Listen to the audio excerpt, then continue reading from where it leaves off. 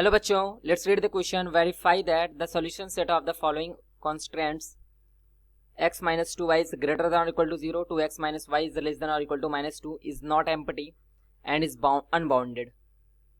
So key concept of this question is,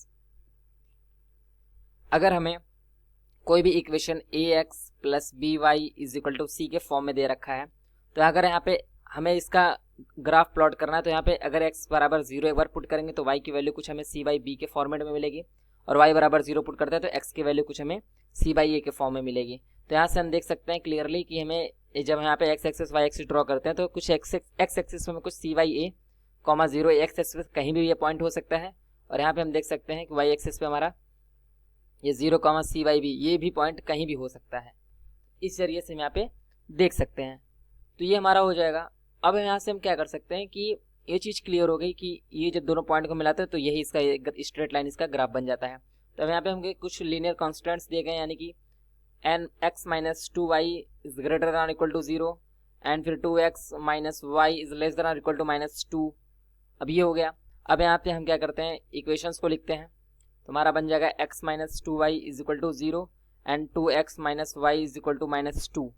ये हो जाएगा. फिर यहाँ से हम देख सकते हैं x is equal to 2y, यानी कि y is equal to x by 2 यहाँ पे मिल रहा है, और फिर यहाँ पे हमें बन रहा है 2x, और यहाँ पे जब हम पुट करते हैं x इक्वल टू 0 तो y इक्वल टू यहाँ से हमें मिल रहा होता है 2, एंड यहाँ पे अगर y इक्वल टू 0 पुट करते हैं तो x इक्वल टू हमें मिल रहा होता है यहाँ पे माइनस 1.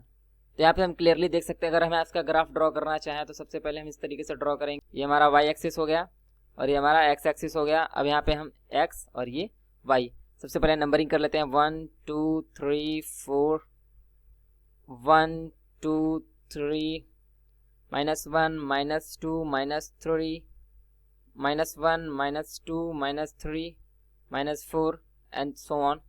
सो यहाँ पे हमारा जो है y equal to x by 2. So y equal to x by 2 इसका जो ग्राफ होगा वो यहाँ पे ऑरिजिन से पास होगा कुछ इस तरीके से. तो यहाँ पे ये हमारा ग्राफ बन जाएगा सिंपल सा y equal to x by 2 का.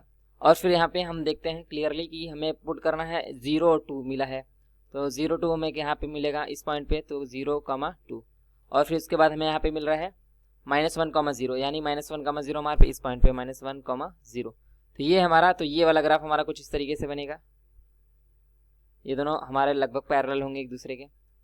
फिर यहाँ से हम क्लियरली देख सकते हैं कि जो हमारा ये होता है कि ये हमारा पहले ग्राफ का लिख देते हैं कौन कौन सा है. ये y equal to x by 2 है, और फिर ये हमारा दूसरा वाला है 2x minus y equal to minus 2.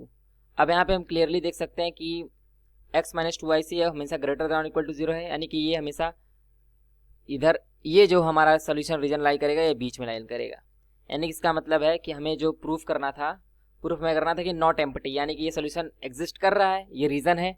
और सेकंड क्या बात हो रही है, अनबाउंडेड है, और जाहिर सी बात ये अनबाउंडेड दिख रहा है, एकदम बाउंड नहीं हुआ है. अल्टीमेटली इधर उधर चला जा सकता है पूरा, डेफिनेटली ये आगे तक इधर मूव करेगा और फिर इधर भी आगे तक मूव करेगा. बाउंड नहीं है, अनबाउंड है.